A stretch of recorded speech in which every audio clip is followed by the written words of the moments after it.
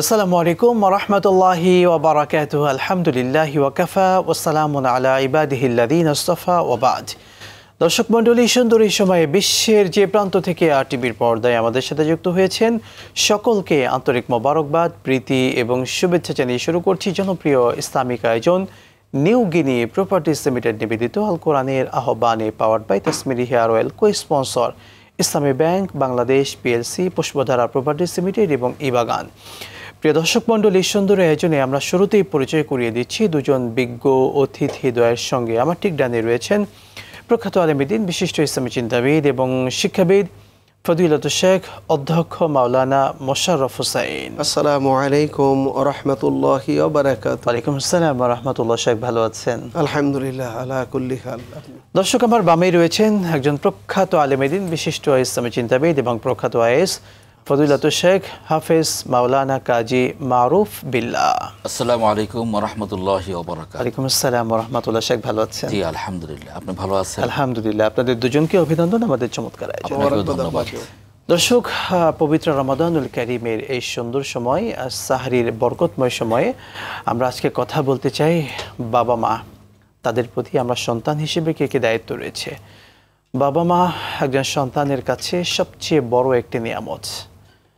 বাবা মা যতক্ষণ তারা থাকেন তখন তাদের কদর হয়তো বুঝি না, যখন তারা বিদায় হয়ে চলে যান তাদের অবর্তমানে আমরা তাদের অনুভব করি, তাদেরকে মিস করি, তাদের কথাগুলো বারবার মনে হয়, স্মরণ হয়।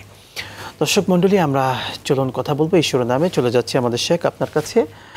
বাবা মা, তাদের প্রতি আমরা সন্তান, আমাদেরকে কে দায়িত্ব কর্তব্য রয়েছে? ইন্নাল হামদুলিল্লাহ ওয়াসসালাতু ওয়াসসালামু আলা রাসূলিল্লাহ ওয়া বা'দ।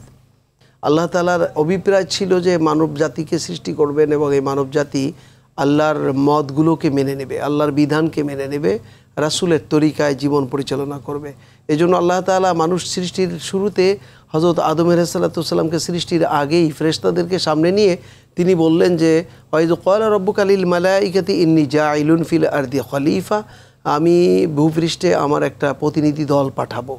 ক্বালু আতাজালু ফিহা মান ইউফসিদু ফিহা ওয়া ইয়াসফিকু দিমাআ, ফেরেশতারা দ্বিমত পোষণ করে অনেক মন্তব্য করলো। শেষ মুহূর্তে আল্লাহ তাআলা তাদের কথার প্রেক্ষাপটে বললেন ইন্নী আ'লামু মা লা তা'লামুন, আমি যা জানি তোমরা তা জানো না। আল্লাহ তাআলা তার সিদ্ধান্তে অটল।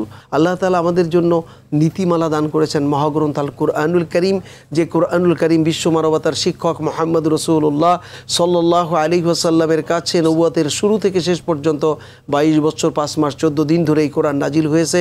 ফেরেশতা জিবরিল আমিন রাসূল সাল্লাল্লাহু আলাইহি ওয়াসাল্লামের কাছে প্রায় 24,000 বার একা নবীর কাছে এসেছেন, মুহাম্মদ রাসূলুল্লাহর কাছে এসেছেন। তো রাসূল সাল্লাল্লাহু আলাইহি ওয়াসাল্লাম পৃথিবীর শ্রেষ্ঠত্ব আছে তার নবুয়তের দ্বারা, তার কোরআনের দ্বারা। কোরআন হলো লেটেস্ট কিতাব।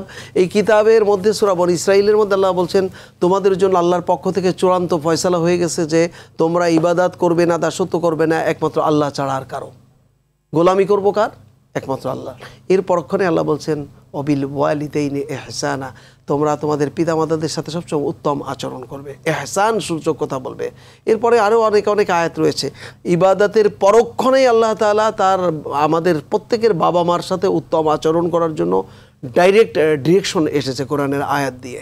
অতএব আল্লাহর এই ডিরেকশন, এই নির্দেশনা আমাদের পালন করা, নামাজ যেমন আদায় করা ফরজ, আল্লাহর ইবাদত, বান্দার ইবাদত হিসেবে বাবা মার ইবাদত করা মানে তার হুকুমের তাবেদারি করা।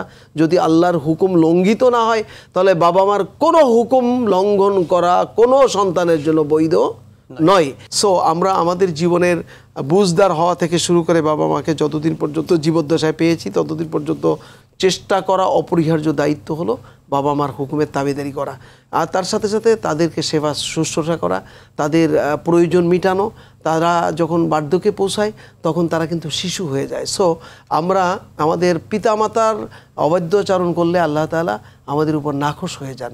হাদিস শরীফে আছে রিদা আর রব্বি রিদা আল ওয়ালিদাইন, পিতামাতার সন্তুষ্টির মধ্যে আল্লাহ তাআলার সন্তুষ্টি রয়েছে। অতএব আল্লাহ তাআলার ইবাদত হলো আল্লাহর সাথে রিলেটেড হকুল্লাহ, আর হকুল ইবাদের মধ্যে সবচেয়ে গুরুত্বপূর্ণ ইবাদত হলো আল্লাহ তাআলা তার বাবা মার আনুগত্য করা। শুকরান, জাযাকাল্লাহ শেখ, অসংখ্য ধন্যবাদ। শেখ আপনার কাছে আমরা এই টপিকে মূল পয়েন্টে কথা শুনতে চাই। বাবা মা যতদিন বেঁচে থাকেন, জীবিত থাকা অবস্থায় আব্বা আমার প্রতি আমরা কি দায়িত্ব পালন করব? বিষয়টি প্রত্যেকটি সন্তানের জন্য অত্যন্ত গুরুত্বপূর্ণ এই আলোচনা শোনা, আলোচনা মানা এবং সেই আলোকে জীবন গঠন করা। এখন পিতামাতা তার সন্তানকে গঠন করলেই পিতামাতা সে আদর পাবে।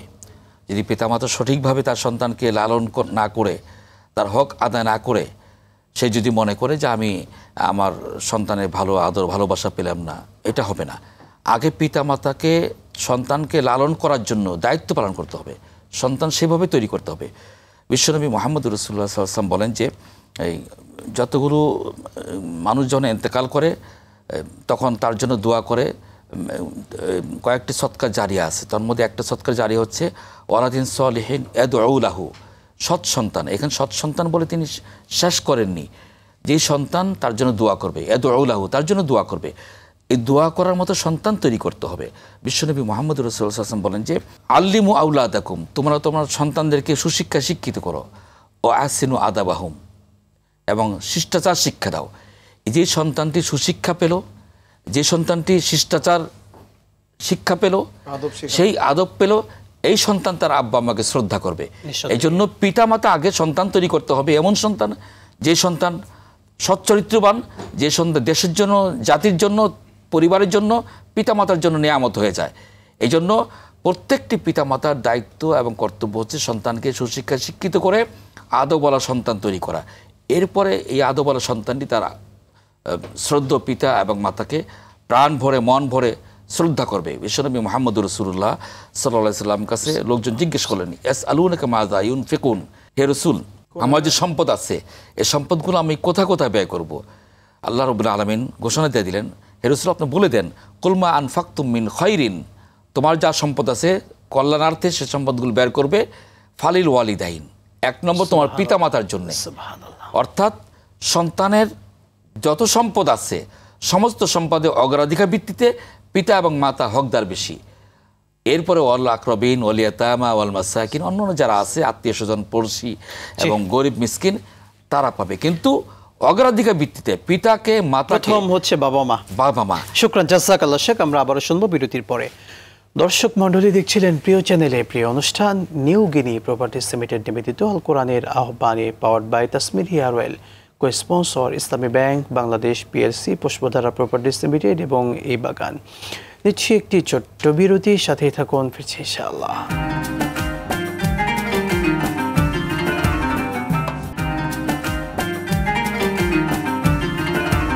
বিরতির পর আরও একবার স্বাগত জানাচ্ছি আপনাদের প্রিয় চ্যানেলের প্রিয় অনুষ্ঠান নিউ গিনি প্রপার্টিজ লিমিটেড নিবেদিত আল কোরআনের আহ্বানে, powered by Tasmiri hair oil, co sponsor Islami bank Bangladesh PLC, Pushpadhara properties limited এবং এই বাগান। দর্শক, কথা বলছিলাম বাবা মা, তাদের প্রতি আমাদেরকে কি দায়িত্ব এবং কর্তব্য। শেখ, আপনার কাছে আসতে চাই, বিশেষ করে যে বিষয়ে আমাদের আলোচনায় একটু কম হয় বাবা মায়ের ক্ষেত্রে।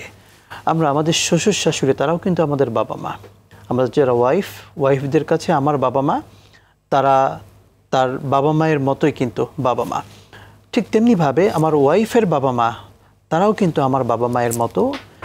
এই বাবা মা, তাদের প্রতি আমাদের কী কী দায়িত্ব রয়েছে? শ্বশুর শাশুড়ি আমার ওয়াইফের স্ত্রীর বাবা মা, তারা শ্রদ্ধা পাবে, তাদের মর্যাদা পাবে, তাদের সাথে উত্তম আচরণ করতে হবে।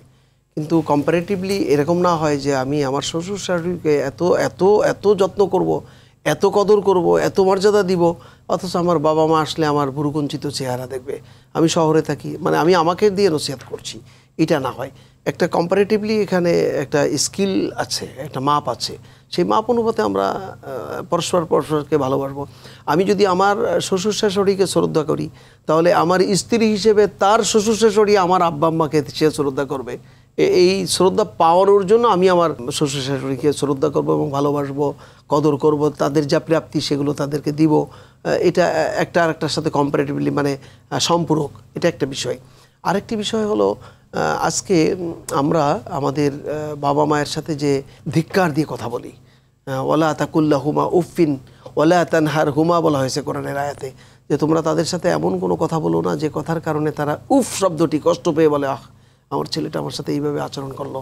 এই প্রসঙ্গক্রমে আমি একটি ঘটনা বলতে চাই। একজন বাবা, সে উচ্চ পর্যায়ের সার্ভিস হোল্ডার ছিলেন, তার চাকরির জীবনে তার একটা সন্তান ভূমিষ্ঠ হলো, আস্তে আস্তে বড় হলো, 3.5 বছর 4 বছরের বয়সের বাচ্চা।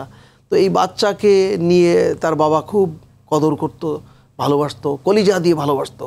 তো বাচ্চাকে কাঁধে বুকে এইভাবে নিয়ে বাইরে বাইরে ঘুরতো, মাঝে মধ্যে দোকানে যেত, বাজারে যেত, তার প্রয়োজন মিটাতো, যা চাইতো তা শুনতো, যা বলতো তা আদু আদু ভাষায়, খুব কোমল ভাষায় শুনে শুনে তাকে কদর করতো, মহব্বত করতো।